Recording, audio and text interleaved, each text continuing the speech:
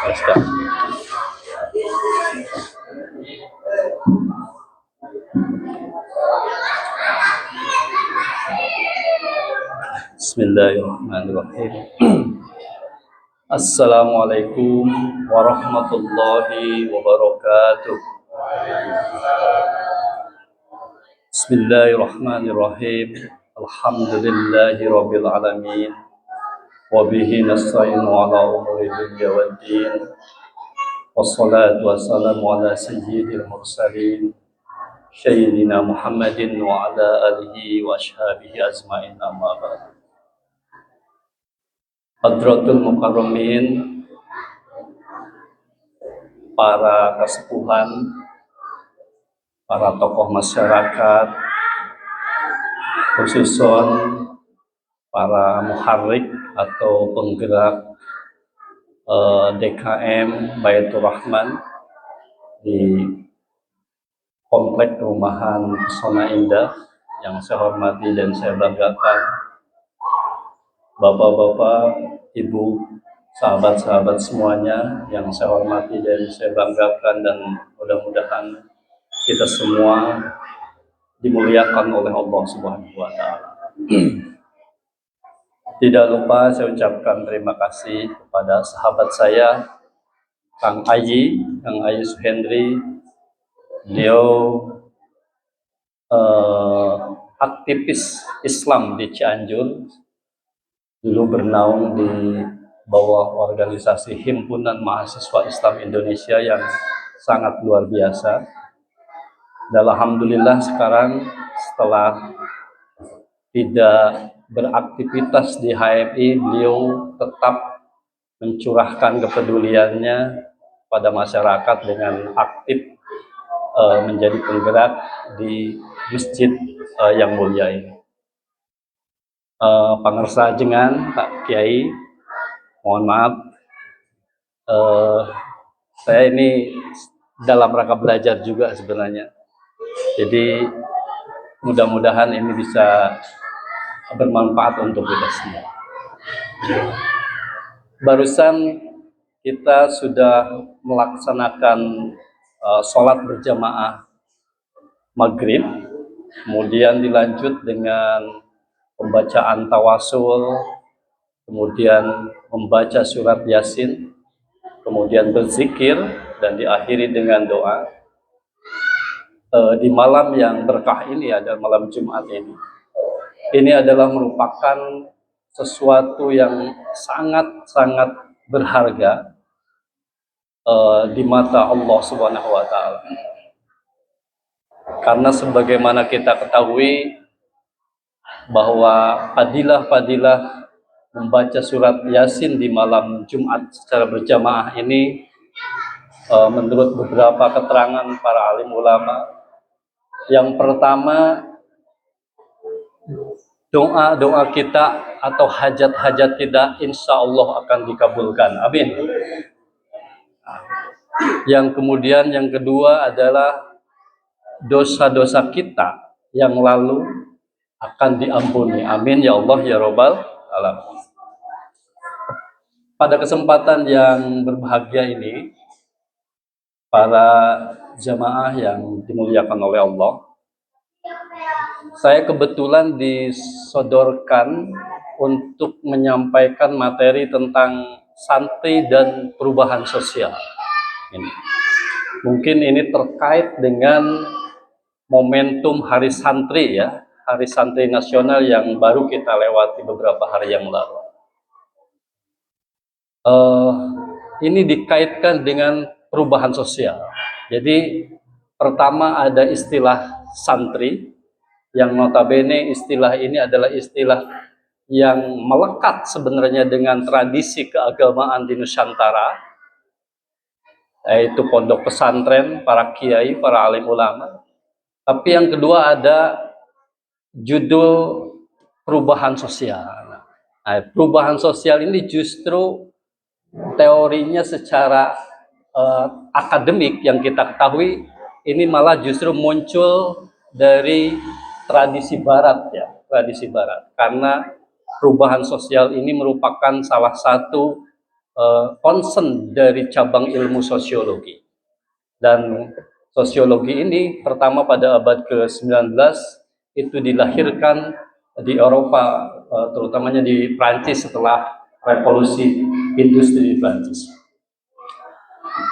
Yang pertama sahabat-sahabat dan Bapak Ibu para tokoh masyarakat yang saya muliakan, Hari Santri kita ingin sedikit menjelaskan sekelumit sejarah Hari Santri. Nah, Hari Santri ini kita peringati setiap tanggal 22 Oktober. Dan dimulai pertama yaitu pada tahun 2015 telah ditetapkan oleh negara pada waktu itu. Nah, Hari Santri ini adalah merupakan bentuk penghargaan negara terhadap jasa-jasa para santri, terhadap jasa-jasa santri yang sudah berjuang, terutama dalam merebut dan mempertahankan kemerdekaan dari penjajah. Tetapi kalau kita tinjau lebih jauh, sebenarnya Hari Santri ini atau santri ini sebenarnya menghargainya bukan hanya pada fase ketika menjelang kemerdekaan 1945, tetapi sudah jauh-jauh hari. Yaitu ketika bangsa Indonesia, atau dulu belum ada nama Indonesia, disebutnya Nusantara, itu dijajah oleh penjajah-penjajah dari Eropa. Terutama yang pertama di abad ke-15, ke-16 adalah kita kedatangan Portugis yang bersandar di Malaka pada waktu itu, di daerah Sumatera bagian barat di Aceh, melakukan penjajahan di situ. Nah, yang melakukan perlawanan-perlawanan terhadap mereka itu kalau kita kaji lebih jauh, telisik lebih jauh, pahlawan-pahlawan yang melakukan perlawanan terhadap Portugis hampir semuanya berlatar belakang sebagai santri. Saya ingin sebutkan misalkan ada tokoh yang bernama Laksamana Malahayati. Ini seorang perempuan. Nah, beliau adalah seorang santri, seorang penganut agama Islam yang sangat taat, yang pada waktu itu yang merasa ketika tanah airnya yaitu daerah Aceh pada waktu itu dijajah oleh Portugis tidak terima. Kebetulan beliau ini sangat luar biasa karena jabatannya itu laksamana. Dia seorang kapten kapal. Nah, jadi menguasai membawahi beberapa ribu prajurit pada waktu itu. Nah, karena merasa tanah airnya diinjak-injak maka melakukan perlawanan. Itu di era penjajahan ketika pertama-tama penjajah Eropa masuk ke Indonesia di Aceh, yaitu Portugis. Kemudian berikutnya setelah Portugis angkat kaki kembali masuk ke Indonesia ini atau ke Nusantara, yaitu POC Belanda. Nah, POC ini sebenarnya beliau tadinya mereka ini adalah kongsi dagang Hindia Belanda. Mereka yang melakukan monopoli perdagangan di seluruh dunia, terutama memonopoli perdagangan rempah-rempah pada waktu itu. Kebetulan yang paling banyak sumber rempah-rempah di dunia pada waktu itu hampir semuanya berada di Kepulauan Nusantara. Kemudian karena mungkin proses perdagangan yang mereka lakukan tidak fair, ingin keuntungan besar tetapi dengan modal yang sangat kecil, karena itu ya prinsip ekonomi mereka, sehingga kemudian bukan berdagang, datang ke Nusantara bukan berdagang tetapi menjarah hasil bumi, rempah-rempah yang ditanam oleh para penduduk pribumi, penduduk Nusantara pada waktu itu, dijarah, kemudian mereka jual secara besar-besaran di Eropa. Dan itu harganya pada waktu itu menurut sejarah, harganya itu melebihi emas. Saking berharganya rempah kan di daerah mereka tidak ada pada waktu itu. Sehingga kemudian reaksi terhadap penindasan dan eksploitasi yang dilakukan oleh POC Belanda ini maka menimbulkan perlawanan-perlawanan. Saya ingin bacakan contoh-contoh perlawanan. Yang pertama ada perlawanan Sultan Hasanuddin dari Kerajaan Goa Makassar. Itu Maluku. Kemudian ada perlawanan Sultan Agung Mataram. Kemudian ada perlawanan Sultan Ageng Tirtayasa Banten. Kemudian ada perlawanan Sri Sultan Hamengkubuwono ke-1. Kemudian perlawanan rakyat Aceh yang dipimpin oleh Teku Umar dan Cut Nyadin. Kemudian perlawanan Tuanku Imam Bonjol, Pangeran Diponegoro. Di kita juga ada Raden Alit Prawatasari di Cianjur dulu. Raden Alit Prawatasari. Dan itu kita abadikan di Cianjur itu menjadi lapangan ya, lapangan Prawatasari. Itu diambil dari nama Raden Alit Prawatasari, salah seorang pejuang di Cianjur dan Jampang, Sukabumi yang menentang penjajahan Belanda pada waktu itu. Nah, di sini misalkan ada nama Sultan Ageng Tirtayasa Banten pada abad ke-16. Sultan Ageng Tirtayasa ini dia adalah keturunannya Syekh Maulana Hasanuddin Banten. Otomatis kalau berbicara tentang Syekh Maulana Hasanuddin Banten, berarti bukan hanya sebagai seorang raja, tetapi juga sebagai seorang ulama, sekaligus berarti seorang santri. Makanya tadi saya sepakat dengan apa yang disampaikan oleh Pak Kiai tadi, bahwa pemaknaan santri itu sebenarnya semua lapisan masyarakat itu adalah yang menerima, yang samikna wa atokna terhadap kiainya, terhadap gurunya, maka itu dinamakan santri. Nah, maka kita semua di sini yang ikut berjamaah mengaji di sini, kita semua adalah santri. Gitu. Nah, apalagi ini Sultan Ageng Tirtayasa. Tadi Sultan Ageng Tirtayasa berarti bin Syekh Maulana Hasanuddin Banten, bin Raden Sarip Hidayatullah Gunung Jati, bin ibunya itu Saripah Mudaim, bin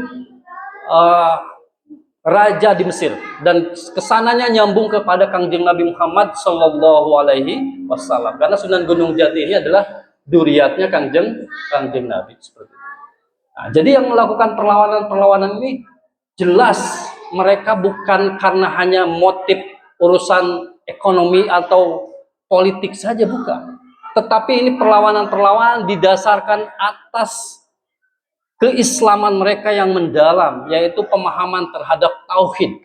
Karena kalau berbicara tentang keyakinan atau tauhid kepada Allah Subhanahu wa taala ini, maka tidak boleh ada penjajahan apapun terhadap manusia lainnya atau sebagainya, seperti itu. Maka yakin semua perlawanan yang dilakukan oleh para pahlawan kita ini itu berangkat dari keyakinan beragama mereka yang menyatakan bahwa Islam itu adalah anti terhadap penindasan, anti terhadap penjajahan. Bapak-bapak dan ibu yang saya muliakan, kemudian perlawanan-perlawanan ini tidak berhenti karena penjajahan kita dijajah sangat lama ya, dari zaman Portugis sampai zaman Jepang itu. Ada yang menyebutkan selama 350 tahun. Nah, dari sejak zaman Portugis, POC, Belanda, kemudian pernah Inggris juga masuk, sampai zaman Jepang itu tidak berhenti perlawanan-perlawanan yang dilakukan oleh para santri. Termasuk yang menjadi momentum dijadikannya Hari Santri adalah perlawanan para santri di Jawa Timur, khususnya di Pulau Jawa lah, bukan hanya Pulau Jawa Timur, di Pulau Jawa ini. Pada waktu itu kita sudah merdeka tahun 1945. Tetapi beberapa hari saja setelah tanggal 17 Agustus 1945 diproklamirkan kemerdekaan di negara kita, Tiba-tiba datanglah tentara Nika yang diboncengi oleh tentara Belanda masuk melalui pelabuhan Surabaya. Dan mereka ingin kembali melakukan penjajah. Padahal sudah jelas, sudah ada pengakuan dari dunia internasional bahwa tanggal 17 Agustus 1945 kita sudah merdeka. Itulah Pak, nafsu para penjajah itu. Saking mungkin kayaknya negeri kita ini, mereka pada mau mengambil segala sumber daya yang ada di kita. Nah, ketika terjadi terjadi kedatangan sekutu dengan tentara Belanda tersebut, maka beberapa tokoh ulama merasa sangat tidak ridho karena negara ini sudah merdeka dan sudah jelas punya nama Indonesia, tidak lagi Nusantara yang masih berbentuk kerajaan-kerajaan seperti itu. Maka pada waktu itu di bawah komando ulama sebagai para guru-guru ulama se-Jawa dan Madura, yaitu Hadratus Syekh Kiai Haji Hasyim Asy'ari, maka pada tanggal 21-22 diundanglah para alim ulama se-Jawa dan Madura untuk berkumpul di Surabaya dan mendiskusikan bagaimana menyikapi kedatangan tentara Sekutu dan Belanda pada waktu itu. Akhirnya dari hasil diskusi, hasil tirakat, hasil istihoroh, dan hasil perdebatan yang panjang, maka muncullah sebuah sikap yang tegas pada waktu itu dari para alim ulama yang melahirkan sebuah fatwa yang diberi nama Fatwa Resolusi Jihad. Ini fatwa yang sangat luar biasa. Karena pada waktu itu Soekarno juga pernah mendatangi Hadratus Syekh, meminta bantuan beberapa hari sebelum pecah perang tanggal 10 November di Surabaya. Kenapa meminta bantuan? Karena pada waktu itu tentara kita dalam keadaan lemah, berperang di sana sini, banyak yang meninggal, persenjataan kurang, segala macam. Maka untuk melakukan perlawanan yang baru menghadapi tentara Nika dan tentara Belanda yang banyak datang melalui Surabaya, Soekarno merasa bingung. Oleh karena itu Soekarno meminta pendapat kepada Hadratus Syekh Kiai Haji Asy'ari bagaimana agar bisa menghalau penjajah yang baru datang itu. Maka dengan fatwa tersebut pecahlah perang. Karena intinya di dalam fatwa tersebut adalah diwajibkan bagi seluruh para pemuda pada waktu itu yang berada di radius sekian ratus kilometer untuk datang ke Surabaya dan untuk melakukan konsolidasi menghalau tentara Belanda. Begitu. Jadi kalau yang ngobrolnya orang-orang biasa ya, kayak kita misalkan, bikin dulu kan belum ada tuh pesan berantai gitu ya, belum ada. Dulu pakai jaringan pesantren. Tadi itu kiai-kiainya dikumpulkan, kemudian diinstruksikan seluruh pondok pesantren yang ada di Jawa dan Madura agar mengirimkan para pemudanya yang kuat-kuat, pemudanya yang siap berjihad di jalan Allah. Dan setelah fatwa itu menyebar, maka datanglah seluruh pemuda yang mewakili setiap pesantren ke Surabaya, dan disitulah terjadi pertempuran Surabaya, dan yang paling terkenal yaitu pada tanggal 10 yang orang Jawa Timur menyebutnya adalah Arek-Arek Surabaya. Karena pada waktu itu sangat heroik. Bayangkan, kita para pemuda itu tidak dibekali senjata yang canggih. Sementara pasukan Nika dan Belanda itu mempersenjatai diri dengan senjata-senjata yang canggih, senjata yang lengkap. Bahkan Nika, karena Nika ini bagian juga dari sekutu pada waktu itu, tidak hanya mendatangkan tentara dari Eropa, tetapi mereka mendatangkan tentara dari India. Itu tentara dari India yang disebut dengan Gurkha. Jadi Gurkha itu adalah orang India tetapi dilatih oleh Inggris. Dan itu kemampuan Gurkha itu notabene itu sangat melebihi tentara Inggris dan tentara-tentara Eropa. Itu tentara Gurkha juga ikut berperang di sana. Seperti itu. Tetapi alhamdulillah, karena semangat resolusi jihad yang dikobarkan tadi oleh fatwa para alim ulama, maka pada waktu itu para pemuda bisa menghalau. Bahkan tercatat dalam sejarah salah seorang jenderal tentara Nika dari Inggris yang bernama Jenderal Malabi tewas pada waktu itu dibom mobilnya oleh pasukan-pasukan pemuda yang santri-santri tadi. Maka saking heroiknya peristiwa tersebut, maka tanggal 10 oleh pemerintah dijadikan sebagai hari pahlawan. Nah, sahabat-sahabat, Bapak Ibu para tokoh yang saya muliakan, semua itu dilakukan oleh tadi santri. Maka ketika berbicara santri, jadi siapakah santri ini? Secara spesifik banyak pendapat tentang istilah santri ini. Kalau kita berbicara tentang Kamus Besar Bahasa Indonesia, santri ini adalah mereka yang mendalami agama Islam atau orang-orang yang beribadat bersungguh-sungguh guna menjadi orang yang soleh.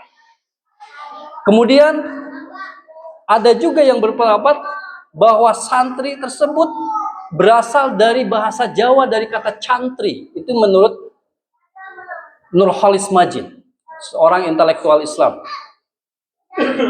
Cantri ini menurut Nurholis Majid adalah mereka murid-murid yang senantiasa mengikuti gurunya atau para kiai.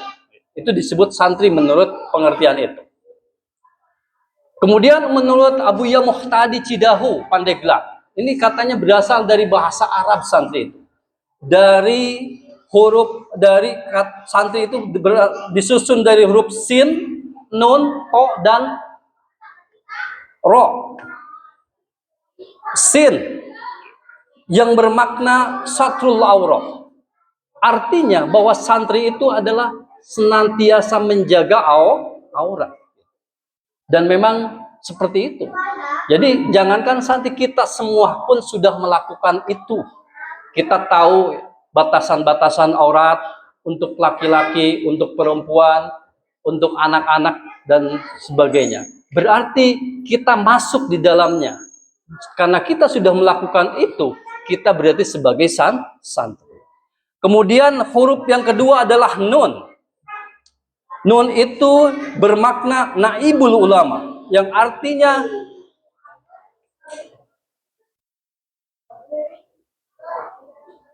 santri itu adalah wakilnya ulama.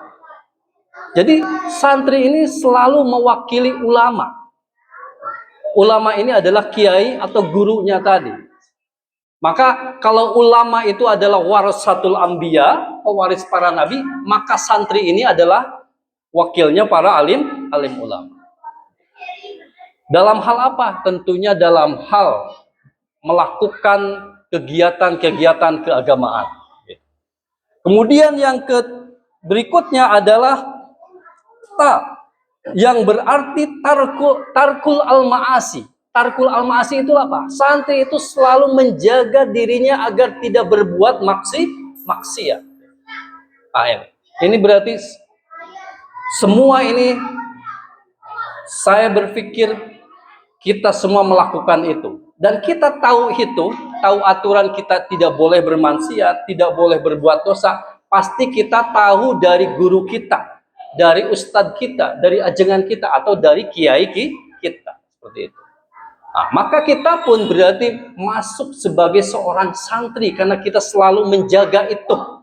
Kalaupun ada tergelincir suatu kali, suatu saat, namanya juga manusia. In al insa mahalil hoto manisya. Nah itu kalau sampai tergelincir, namanya juga manusia. Tidak masalah. Tidak masalah kalau suatu saat kita pernah tergelincir. Karena apa? Karena Allah itu sangat pemurah, Allah itu sangat pengasih.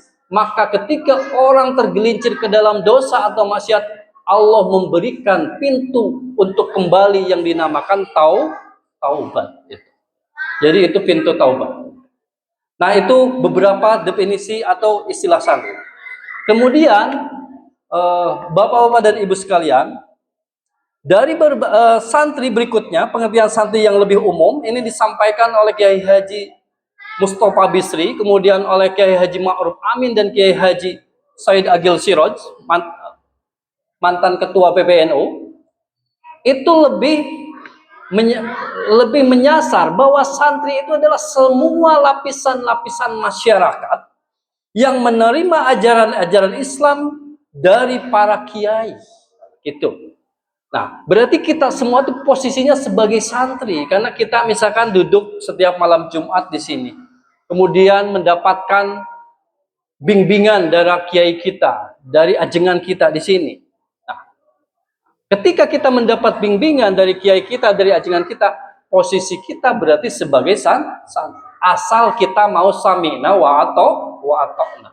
Hanya mungkin tadi ada catatan sedikit. Nah, kiai yang kita ikuti adalah kiai yang memang memiliki sanad keilmuannya sampai kepada Kangjeng Nabi Muhammad Sallallahu Alaihi Wasallam. Dan saya yakin kiai di lingkungan masjid ini, pangersa yang di sini, pasti sanad keilmuannya nyampe. Sanad keilmuan itu bagaimana? Jadi bergurunya itu nyambung. Misalkan saya berguru ke Ciharashas, Mama Ciharashas. Mama Ciharashas ini, beliau adalah muridnya Mama Satibi Gentur. Mama Satibi Gentur ini muridnya dari siapa? Mama Adroi Gudang, Garut. Mama Adroi Gudang ini gurunya siapa? Syekh Abdul Muhyi Pamijahan. Syekh Abdul Muhyi Pamijahan ini siapa? Gurunya nyambung terus sampai ke Kangjeng Nabi Muhammad Sallallahu Alaihi Wasallam. Itulah yang disebut dengan kiai yang bersanad. Jadi tidak tiba-tiba gitu. Tidak tiba-tiba misalkan jadi kiai tetapi ngajinya itu sama sekali tidak nyambung ya. Kalau kita semua, saya pikir semua nyambung. Karena apa yang diajarkan seperti tadi amalan-amalan kita, membaca Yasin, bertawassul segala macam, itu adalah ajaran-ajaran para alim ulama. Nah, itu berarti. Kemudian dari berbagai definisi santri, itu kita identifikasi ada 3 ciri santri. Yang pertama, santri itu berarti seorang muslim yang beriman. Yang kedua, santri itu adalah memiliki semangat untuk belajar dan mengerti dan mengamalkan agama Islam. Dan yang ketiga, santri itu memiliki pembimbing atau guru atau mursyid yang nyambung sanadnya terhadap Rasulullah Sallallahu Alaihi Wasallam. Nah, yang pertama, santri adalah seorang muslim yang beriman. Ini tentu tidak mungkin seorang santri ini justru malah keimanannya diragukan. Iman ini apa? Iman ini bukan hanya sekedar yakin ya bahwa kepada Allah, bukan hanya begitu. Tapi para alim ulama mendefinisikan bahwa iman ini adalah tauhid dan ma'rifat. Yaitu menunggalkan Allah, bahwa tidak ada Tuhan, tidak ada esensi mutlak yang pencipta langit dan bumi selain Allah.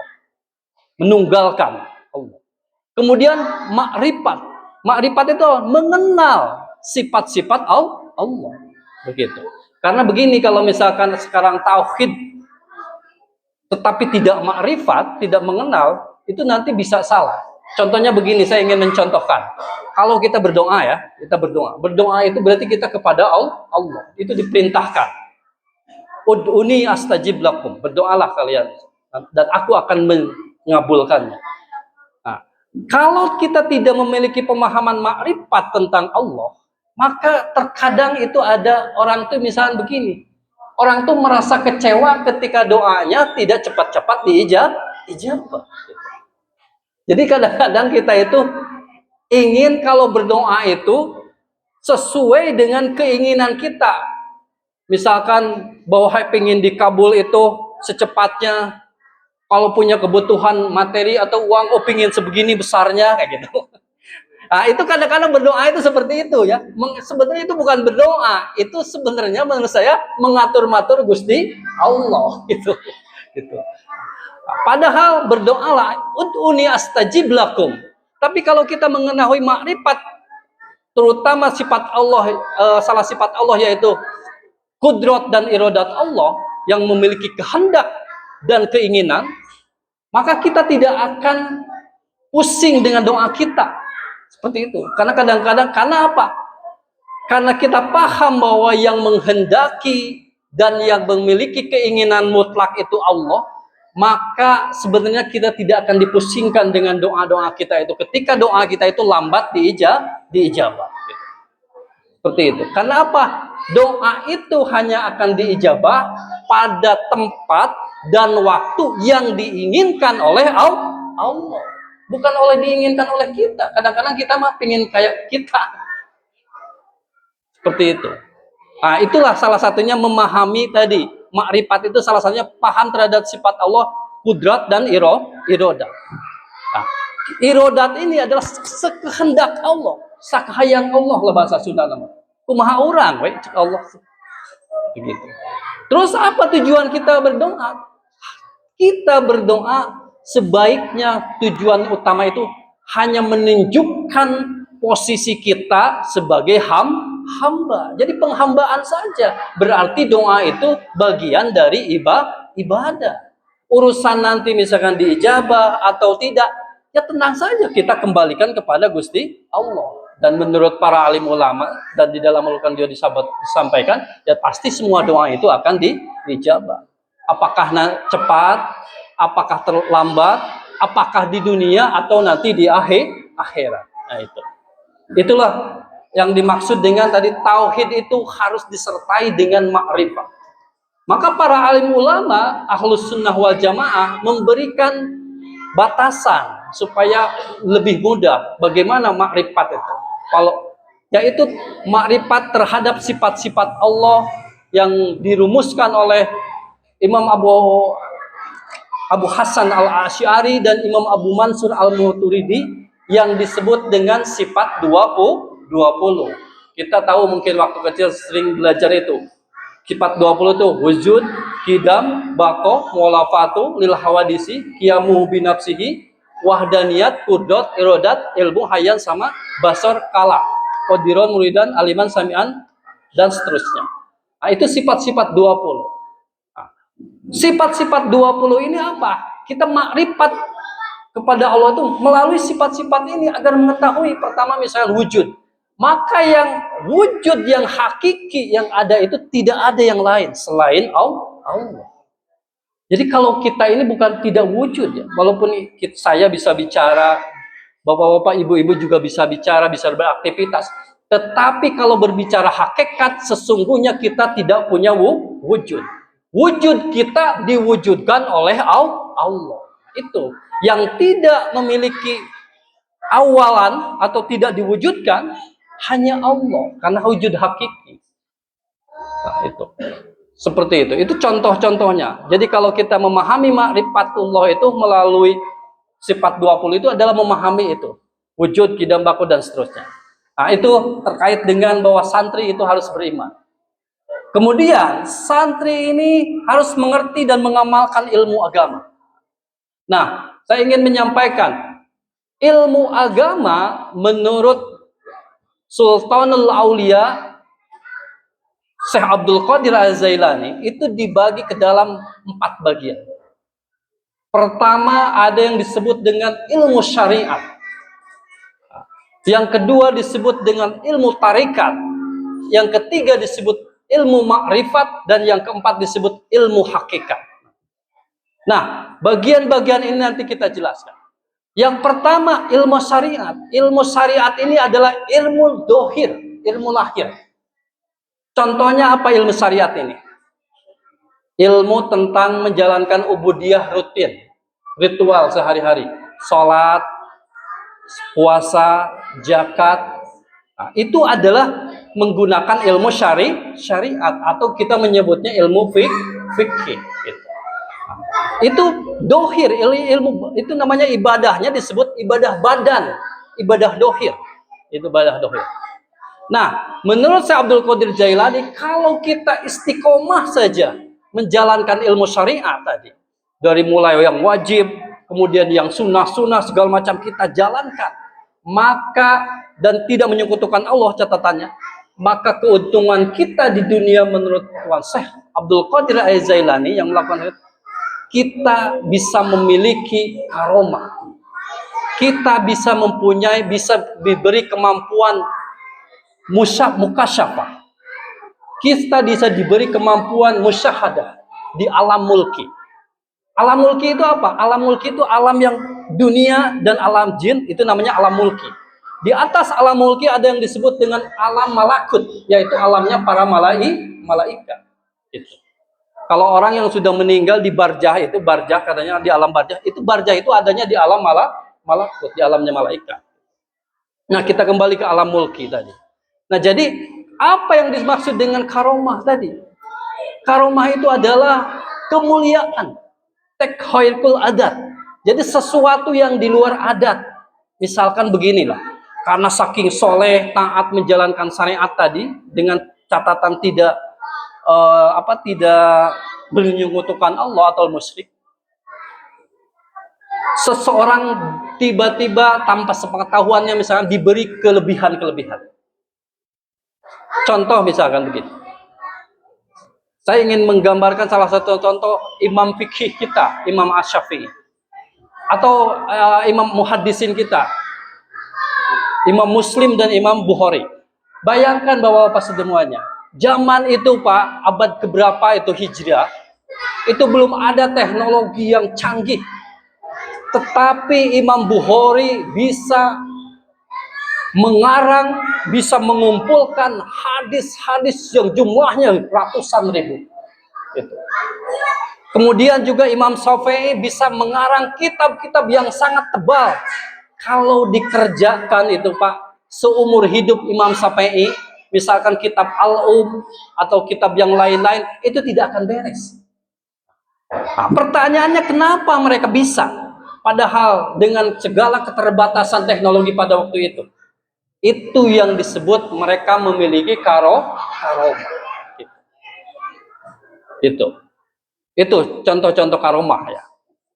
Nah, kemudian juga ada yang menyampaikan para ulama yang sudah sangat bersih hatinya, sudah sangat soleh, itu mereka bisa melakukan perjalanan. Ini bukan ngomongin halu ya, ini ngomongin pengalaman para alim ulama ya.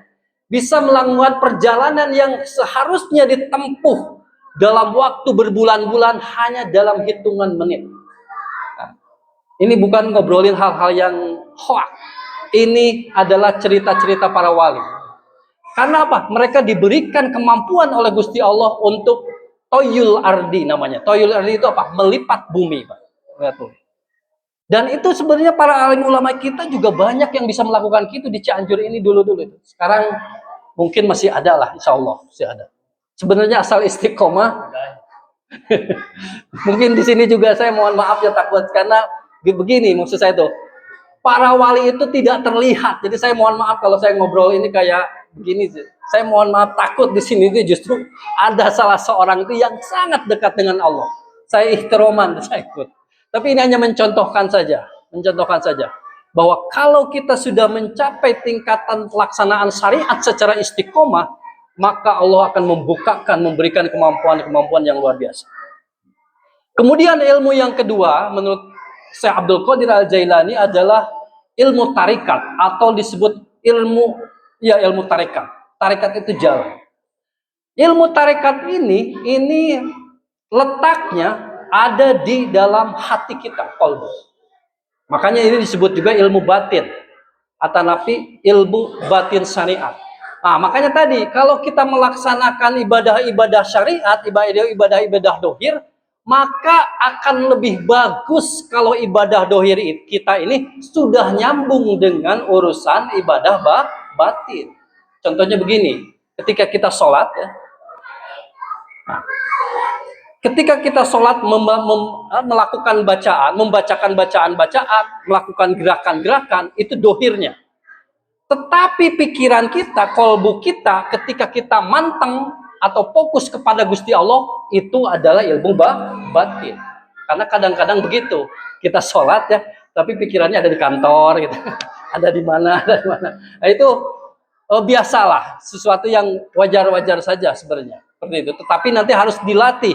Ketika kita melakukan ibadah dohir, maka ibadah batin pun disertai dengan ibadah batin. Nah, apalagi ibadah batinnya adalah ikhlas. Salah satunya ikhlas.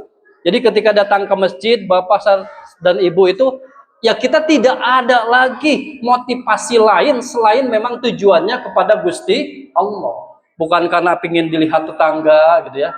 Bukan karena ingin dikatakan soleh. Nah, sekarang itu kan sudah mulai banyak ya tren sekarang itu, karena mungkin zaman pop. Itu mulai misalkan sekarang itu banyak, saya sebenarnya bagus itu. Anak-anak muda itu membawa tasbih digital. Jadi mereka kemana-mana ya, ke kantor atau dalam aktivitas itu membawa tasbih digital. Itu sangat bagus karena mungkin sudah timbul kesadaran mereka untuk berzikir kepada Allah.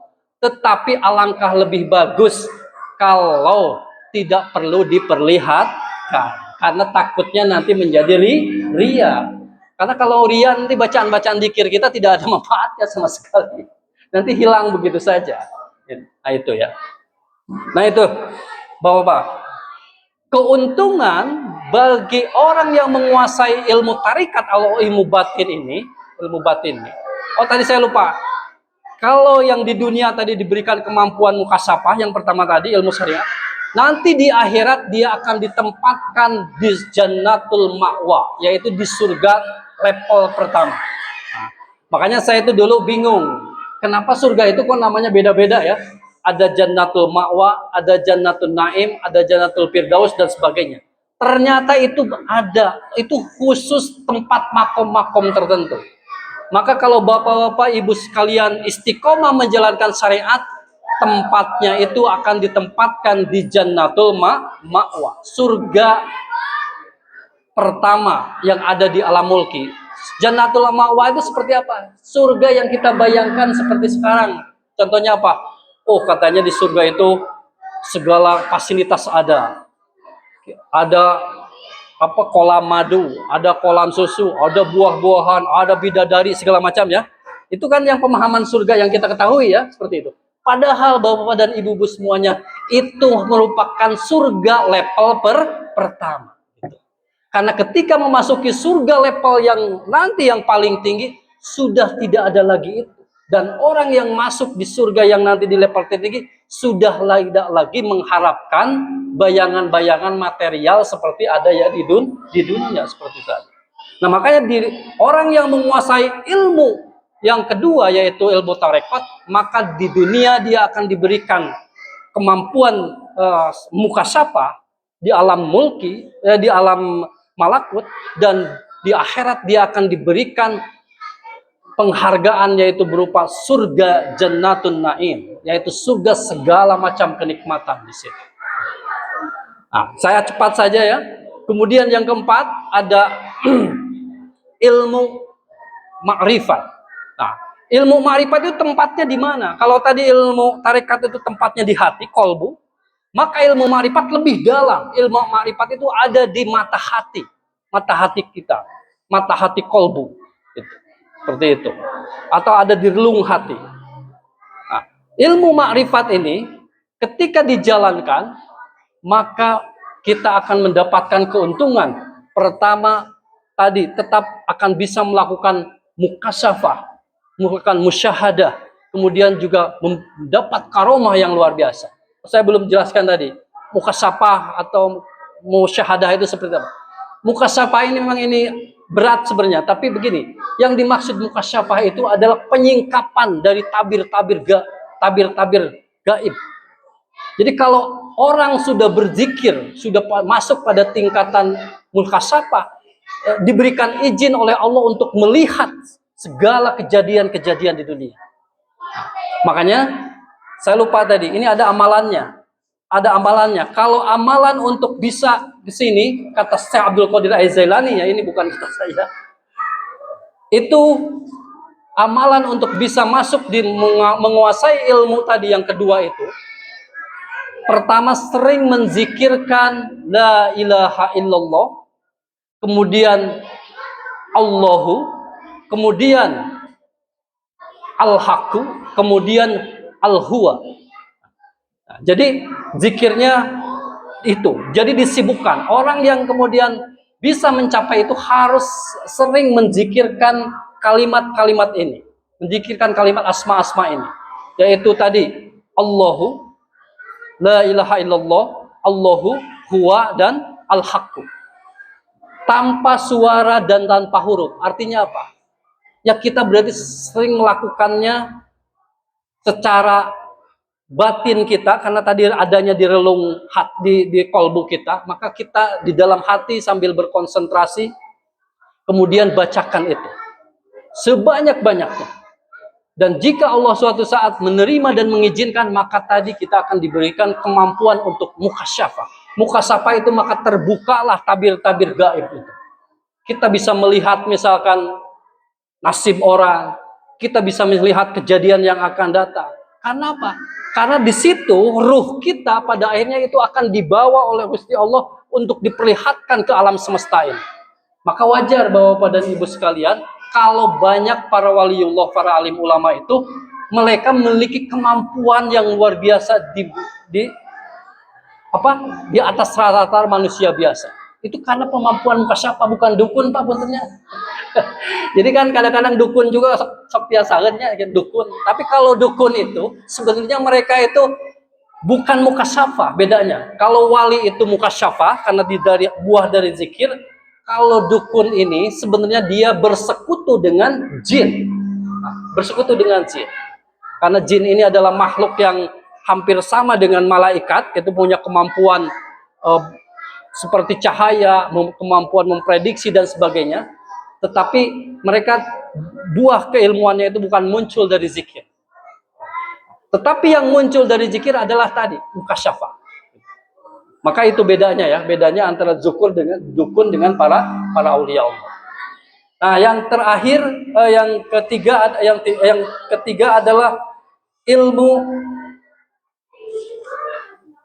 Yang keempat adalah ilmu hakikat. Nah, kalau sudah memasuki ilmu hakikat, maka ini adalah gabungan dari keseluruhannya. Jadi jika orang sudah istiqomah melaksanakan ilmu syariat, kemudian hatinya bersih dalam bersyariat, tidak diembel-embeli oleh kepentingan apapun, kemudian selain itu dia juga sangat dekat dengan Gusti Allah, dengan kolbunya, dengan mata hatinya, yaitu tadi makrifat, maka dia akan memperoleh ilmu hakikat. Jadi kalau ilmu hakikat ini adalah tempatnya di sir. Sir itu adalah sesuatu yang rahasia dan hanya Allah yang tahu terhadap kondisi itu. Nah, tempat bagi mereka ilmu makrifat dan ilmu hakikat di dunia akan diberikan segala kemuliaan, dan di akhirat mereka akan ditempatkan di Jannatul Firdaus. Nah, jadi kalau sudah berbicara Jannatul Firdaus itu adalah surga bagi orang-orang yang makomnya sudah mencapai makom makrifat dan hakikat. Jadi kalau misalkan kita baru istiqomah melaksanakan syariat saja, ya udahlah, udah bagus itu juga. Jadi nanti levelnya itu diberikan surganya itu yang material. Material itu mereka membayangkan surga seperti yang ada di dunia. Kayak tadi, ada bidadari, ada makanan, ada buah-buahan, begitu. Tetapi para waliullah yang sudah mencapai tingkatan tadi, mencapai tingkatan makrifat dan hakikat, mereka sudah tidak menginginkan lagi itu. Yang mereka inginkan adalah bertemu dengan Allah. Bukan dalam pengertian sesungguhnya ya, bukan seperti kita bertemu begini, bukan. Pertemu yang kemudian tidak bisa dijelaskan. Intinya mereka sangat dirindukan, mereka sangat mencintai pertemuan tersebut. Dan sudah tidak ada lagi yang diinginkannya selain itu. Itulah kenikmatan tertinggi. Jadi pada akhirnya Bapak dan Ibu sekalian, kenikmatan tertinggi itu ternyata tidak bersifat material. Nah, kesalahan kita itu sekarang begitu. Jadi suka menganggap kebahagiaan, kenikmatan itu dikaitkan dengan yang material. Misalkan, kita bahagia nih kalau punya rumah bagus gitu ya. uangnya banyak di bank, di ATM, kemudian punya pasangan yang cantik atau ganteng kalau misalkan ibu-ibu, makanan tersedia banyak, segala macam bisa dinikmati. Nah, kita kadang-kadang memahami itu, kenikmatan itu di situ sangat material. Padahal kalau berbicara kenikmatan yang kebahagiaan hakiki itu ternyata tidak lagi bersifat material. Karena apa? Perjumpaan dengan Gusti Allah itu kenikmatan tertinggi. Nah, itulah sahabat-sahabat sekalian terkait dengan ilmu yang harus dikuasai oleh santri itu. Nah, kemudian menginjak pada urusan perubahan sosialnya sedikit. Perubahan sosial itu apa? Sesuatu yang terjadi di masyarakat. Saya ingin langsung menyampaikan dari perspektif kita, Islam.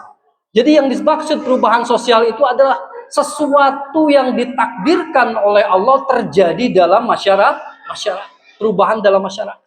Dan kita menyebutnya sunatullah. Sunatullah itu sesuatu yang Allah ciptakan dan pasti adanya. Tidak akan bisa ada orang yang membulak-balikan lagi. Akan terjadi.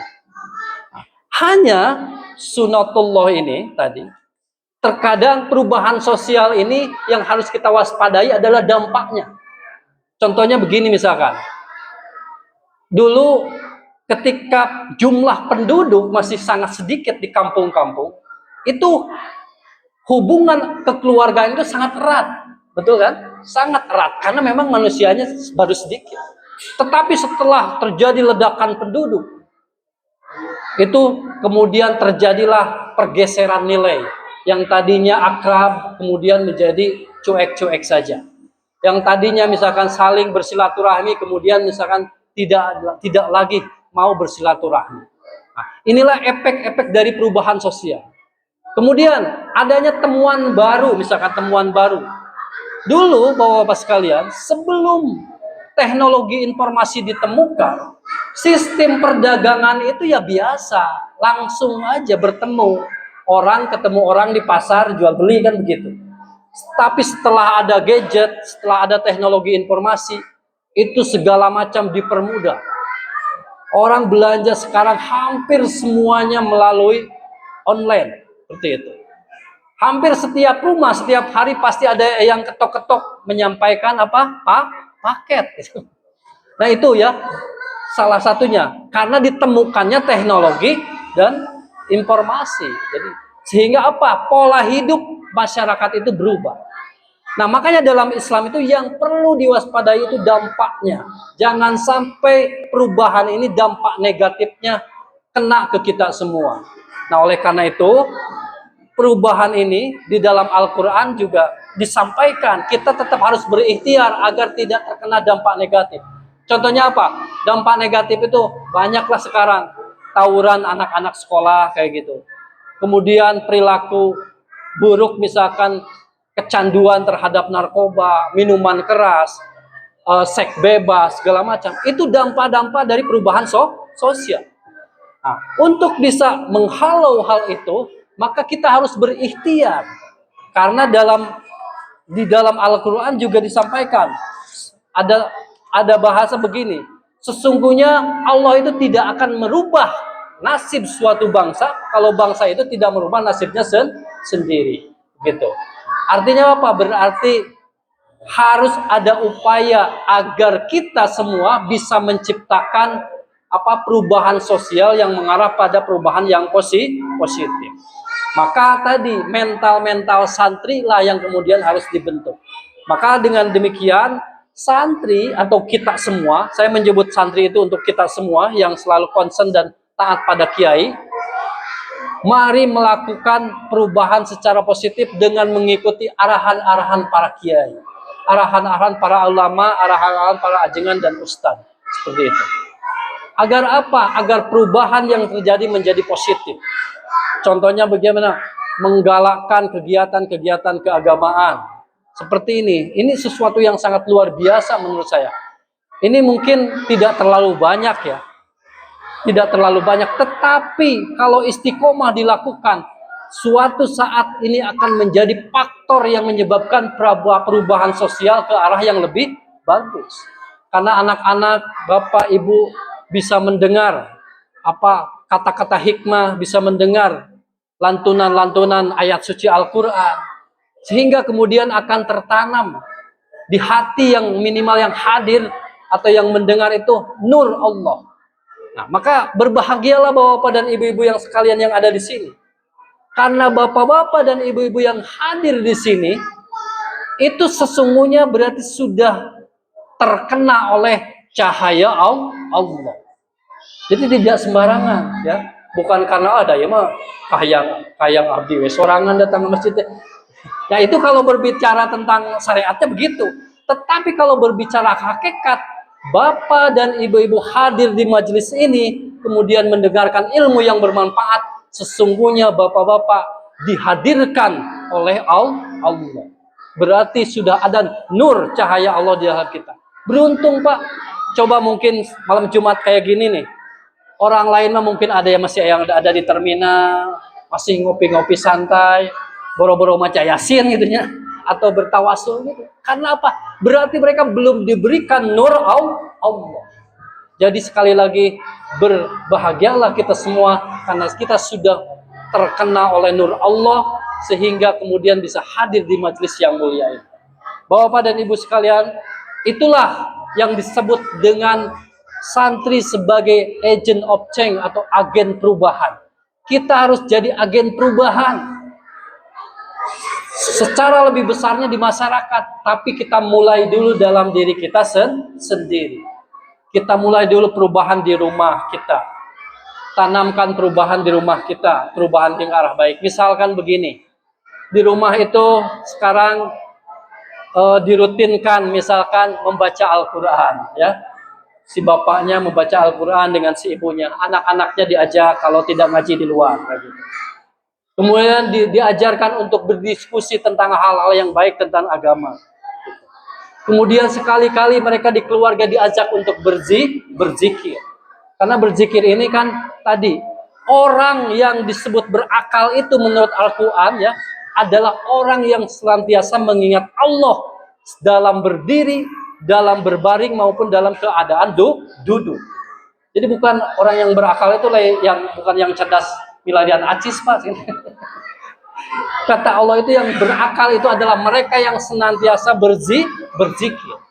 Dalam berdiri itu diistilahkan berdiri itu berarti dalam keadaan lapang hatinya.